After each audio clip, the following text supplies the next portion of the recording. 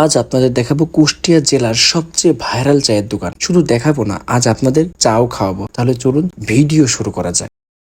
আজ যে চায়ের দোকানে কথা বলছি সেখানে যেতে হলে কুষ্টিয়ার যে কোনো জায়গা থেকে প্রথমে চোরহাস মোড়ে আসতে হবে। সেখান থেকে ঢাকা রাজবাড়ী হাইওয়ে রোড ধরে যেতে হবে লাহিনী বটতলা বাজারে। লাহিনী বটতলা বাজার থেকে ডান দিকে ঢুকবেন, তারপর প্রায় আধা কিলোমিটার গেলে একটি ব্রিজ পাবেন, আর ব্রিজের ডান পাশেই পাবেন জাফর টি স্টোর।